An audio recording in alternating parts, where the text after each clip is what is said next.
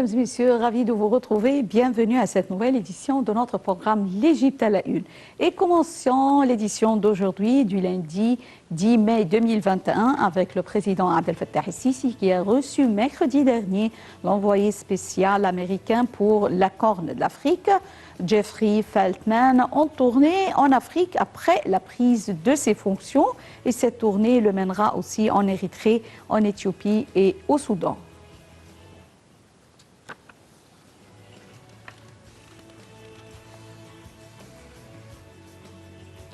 La délégation de hauts responsables du ministre turc des Affaires étrangères a entamé mardi des discussions au Caire sur un réchauffement des relations tendues entre les deux pays depuis 2013.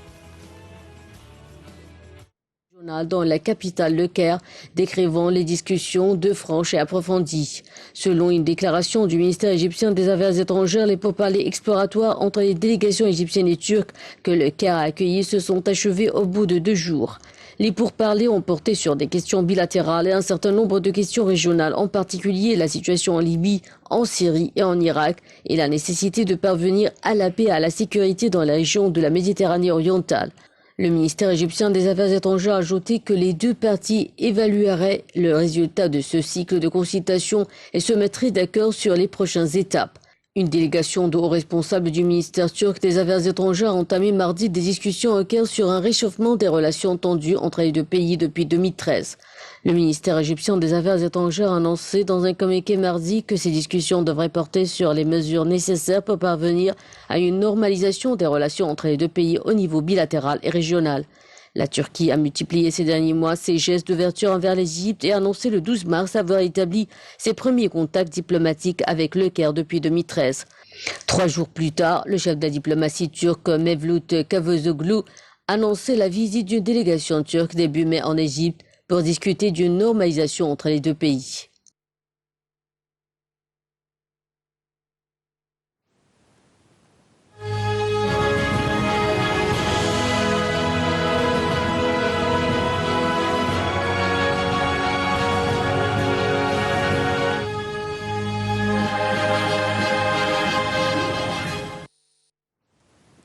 Les marines égyptiennes et françaises ont mené des exercices maritimes conjoints dans la zone de responsabilité de la flotte du Sud.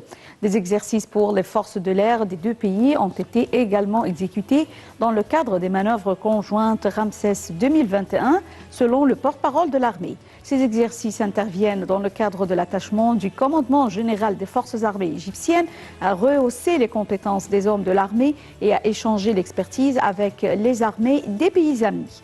Les marines des deux pays ont exécuté un exercice avec la frégate Segn el-Fatih ainsi que les bâtiments de combat accompagnant le porte-avions français Charles de Gaulle. Ceci intervient parallèlement aux manœuvres exécutées par les forces de l'air égyptiennes et françaises pour faire plusieurs missions, activités conjointes et plusieurs sorties aériennes avec l'aide des avions de combat. Multimission, ce qui reflète le haut niveau de performance des deux parties et leur attachement à l'échange de l'expertise. L'Égypte a annoncé un renforcement de ses mesures de lutte contre le coronavirus à l'approche de la fête musulmane de Eid el-Fitr qui va marquer la semaine prochaine la fin du mois de jeûne du Ramadan.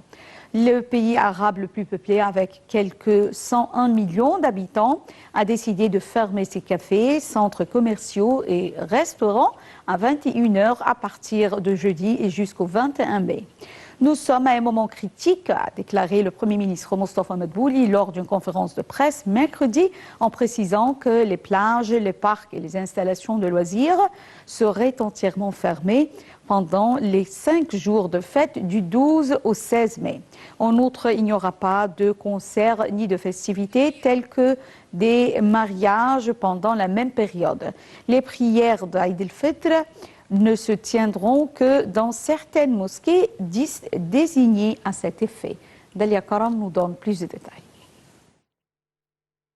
L'Égypte a annoncé mercredi un renforcement de ses mesures de lutte contre le coronavirus à l'approche de la fête musulmane de l'Aïd al-Fitr, qui va marquer la semaine prochaine la fin du mois du jeûne du Ramadan. Le pays arabe le plus peuplé, avec quelques 1 million d'habitants, a décidé de fermer ses cafés, centres commerciaux et restaurants à 21 h à partir de jeudi jusqu'au 21 mai. La fête musulmane se déroulera du 12 au 16 mai, a précisé mercredi le gouvernement égyptien. Le Premier ministre Mostafa Madbouli a expliqué lors d'une conférence de presse mercredi que le pays était au milieu d'une 3e vague de l'épidémie de Covid-19 et a appelé les citoyens à suivre les précautions d'usage. L'Égypte a enregistré plus de 231 000 cas de coronavirus, dont plus de 13 000 décès. M. Madbouli a relevé que nous sommes responsables pas seulement pour nous-mêmes, mais aussi pour nos familles. Il a ajouté que nous sommes à un moment critique, précisant que les plages, les parcs et les installations de loisirs seraient entièrement fermés pendant les 5 jours de fête. En outre, il n'y aura pas de concerts ni de festivités telles que des mariages pendant la même période. Les prières de l'Aïd al-Fitr ne se tiendront que dans certaines mosquées désignées à cet effet. M. Madbouli a également souligné qu'environ 1,7 million de personnes avaient été verbalisées ces derniers mois pour ne pas avoir porté de masque et des centaines de milliers de narguilés ont été saisis dans des cafés. Par ailleurs, le gouvernement a précisé dans un communiqué mercredi que l'Égypte allait recevoir 4,9 millions de doses de vaccins en mai. La ministre de la Santé et de la Population, Dr El Zayed, a déclaré dimanche que l'Égypte commencerait au mois de juin à produire localement le vaccin chinois contre la Covid-19 développé par Sinovac. Lors d'une conférence de presse donnée au Caire, la ministre a affirmé que les 2 premiers millions de doses seraient produites en juin dans les usines de la compagnie égyptienne pour les produits biologiques et les vaccins Vaxera. Madame Zayed a noté que 2 accords avaient été signés entre Sinovac et Vaxera en avril. Le premier a permis à la partie égyptienne d'obtenir l'expertise et l'assistance technique nécessaires pour produire le vaccin. Le second accorde à Vaxera l'autorisation de fabriquer et de conditionner le vaccin dans ses usines. Rappelons que début mars, l'Égypte a commencé à vacciner les personnes âgées et les patients atteints de maladies chroniques contre la Covid-19. À ce jour, l'Égypte a enregistré un total de 236 272 cas de Covid-19, dont 13 845 décès et 176 363 guérisons. Le président Abdel Fattah el-Sisi a ordonné l'envoi d'aide médicale en Inde en signe de solidarité avec ce pays ami ravagé par de nouveaux variants du Covid-19. 3 avions militaires de fret ont décollé de la base aérienne à l'est du Caire à destination de l'Inde, transportant de grandes quantités d'aide médicale envoyées par le ministère de la Santé pour aider le pays à faire face au taux de contamination très élevé et à enrayer la propagation du virus mortel.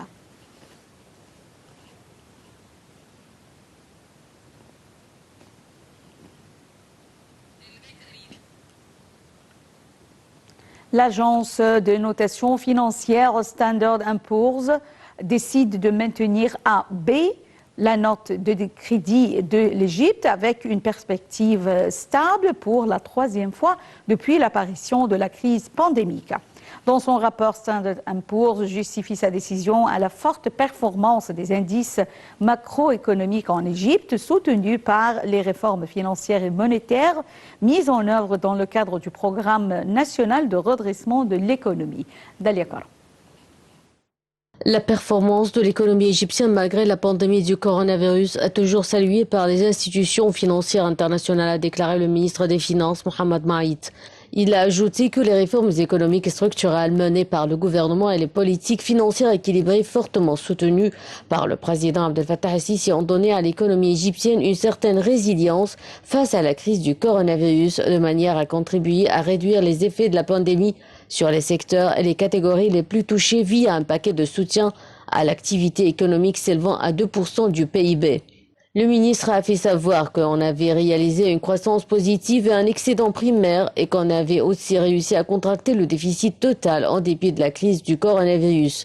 Il a affirmé à cet effet que les citoyens n'avaient ressenti aucune pénurie dans les produits de base.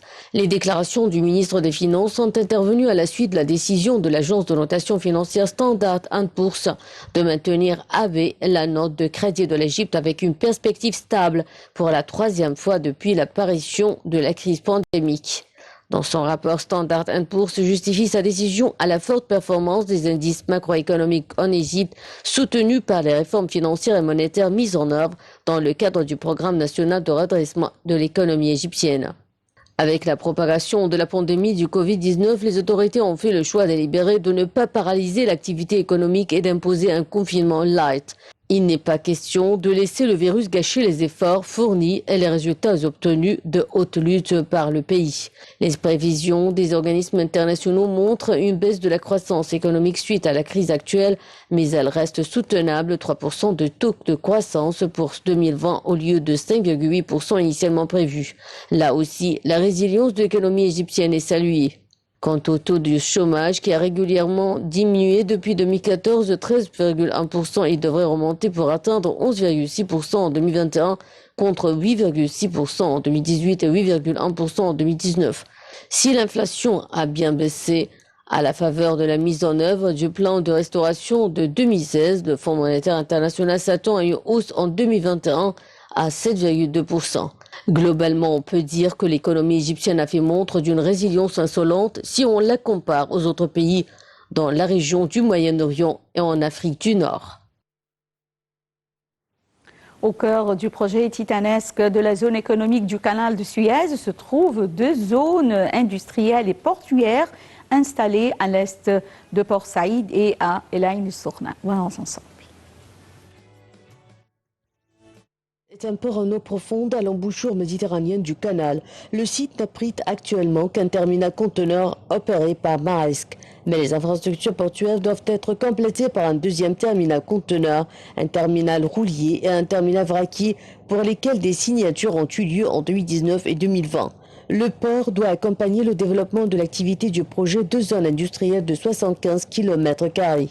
Cette zone industrielle doit être principalement portée par la zone industrielle russe pour laquelle un accord a été signé le 23 mai 2018 par les ministres de l'Industrie et du Commerce russes et égyptiens.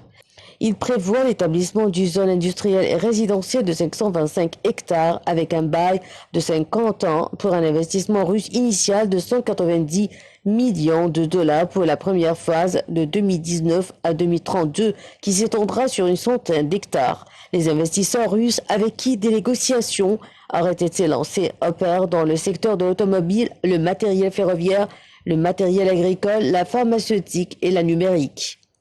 Au sud du canal, la zone intégrée d'Ain Sokhna, bien plus vaste avec 210 km² dédiés, doit accueillir des industries légères, moyennes et lourdes, des activités de service au transport maritime et à l'industrie navale, ainsi que des projets immobiliers touristiques.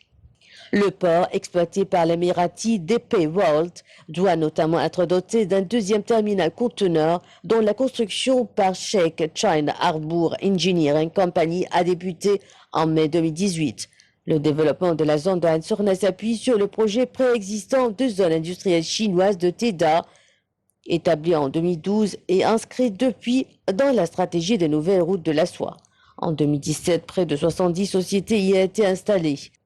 On y trouve des acteurs de l'industrie de machinerie, une usine de fibres de verre ou encore des entreprises du secteur pétrolier.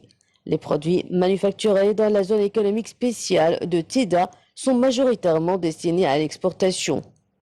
L'autre projet phare de la zone d'Ain Sokhna est celui du complexe pétrochimique Tahrir Petrochemicals Complex de 11 milliards de dollars. Premier projet pétrochimique privé d'Égypte pour lequel un accord préliminaire a été signé en juin 2018 entre les sociétés Carbon Holdings d'Égypte et Bechtel des États-Unis. Ce projet doit représenter à terme un quart des exportations égyptiennes de produits pétrochimiques pour une production annuelle de 4 millions de tonnes. D'autres investisseurs locaux seraient également en discussion avec la zone du canal de Suez pour le développement de la métallurgie et la production de matériel électrique. Le ministre de l'Éducation, Tariq Chaoui, a fait savoir que l'Égypte a envoyé 120 enseignants et directeurs au Japon pour leur permettre de s'imprégner de l'éducation japonaise afin de mettre en œuvre dans les écoles égyptiennes le modèle éducatif connu sous le nom de Toketsu, conformément à une convention signée en 2017 entre l'Égypte et le Japon. En 2017, l'Égypte a signé avec le Japon une convention dans le domaine de l'éducation. Le partenariat est devenu effectif 2 ans plus tard avec l'introduction dans le système éducatif égyptien de Toketsu, un modèle d'apprentissage japonais qui favorise l'acquisition des compétences générales. Dans le cadre de cette convention, le président Abdel Fattah al-Sisi a reçu la semaine dernière des experts japonais. Le président a salué les efforts considérables déployés par les experts japonais dans ce projet national vital qui s'inscrit dans le cadre de la stratégie de l'État pour construire le caractère égyptien depuis la base, a déclaré la présidence. Le ministre égyptien de l'Éducation, Tarek Shawki, a fait savoir que l'Égypte a envoyé 120 enseignants et directeurs au Japon pour leur permettre de s'imprégner de l'éducation japonaise afin de mettre en œuvre dans les écoles égyptiennes le modèle éducatif connu sous le nom de Toketsu. Cela fait partie de la stratégie du gouvernement visant à créer un système éducatif complet qui établit un équilibre entre l'aspect académique et le développement de la capacité des individus à penser et à innover. L'Égypte ambitionne en effet par cette réforme de résoudre les problèmes d'inadéquation formation-emploi en développant chez les apprenants le leadership, la communication et les capacités de prise de décision, des compétences générales actuellement recherchées par les employeurs. Plusieurs écoles égyptiennes ont déjà commencé à appliquer le Toketsu, auquel quelques spécificités locales ont été ajoutées. Les efforts de mise en œuvre devraient se poursuivre avec l'élaboration de programmes d'enseignement par le ministère de l'Éducation en collaboration avec les experts japonais. Au début du XXe siècle, un grand... Fikar Pacha en fit don par la suite au gouvernement égyptien présidé alors par le sultan Fouad. Le jardin japonais recouvre une superficie de 10 faidans et est planté de grandes variétés de plantes et d'arbres en provenance du sud-est asiatique. Des pins, des datis, des bambous et des tamaris. Un peu partout des statues, des kiosques et des pagodes de style coréen, malaisien, japonais ou vietnamien, et de grands ombrelles. L'allée centrale est bordée de colonnes électriques conçues selon le style japonais. Autant d'éléments qui font de ce jardin une merveille. Autour d'un étang trône un Bouddha entouré de ses 47 disciples. Il semble plongé dans la méditation que rien ne trouble, pas même les cris des jeunes et des enfants qui s'ébattent dans ce jardin. Vers le milieu du jardin se trouve un grand bassin coupé par des ponts de style japonais, où nagent des canards blancs. Sur ce bassin, la jeunesse peut se promener dans des barquettes sous le regard d'un immense Bouddha. Les parasols chinois autour de ce lac abritent les tables et les chaises d'une cafétéria. Une autre cafétéria se situe près du petit étang entouré du Bouddha et de ses 47 disciples. Ce jardin japonais est pour le moins curieux en Égypte. Il pourrait rappeler que dans les temps anciens, l'Égypte était une étape sur la route orientale de la soie. Le jardin japonais de Helwan était dans les années d'or de cette cité thermale le point de rendez-vous des habitants de cette ville et de ceux qui venaient y faire des cures. Il l'est encore pour les kairotes, surtout les jours de fête. Ce jardin est à juste titre un objet d'orgueil pour la ville de Helwan, surtout à la suite de sa récente restauration. Cette création de Zulfikar Pacha en 1917 fut une des œuvres créatives de cet ingénieur qui lança encore le jardin andalous au Djezira et celui du musée de l'agriculture à Doki. Zulfikar Pacha aménagea encore les jardins du musée de l'agriculture à Doki qui fut inauguré en 1938. Ces jardins de Zulfikar Pacha montrent que la ville du Grand Caire est ouverte à tous les arts.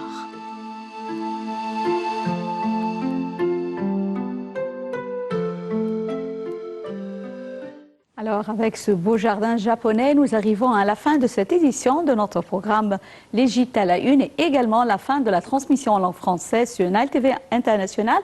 Mais la transmission en langue française reprend à 18h locale. Merci pour votre fidélité. Bonne journée. Au revoir.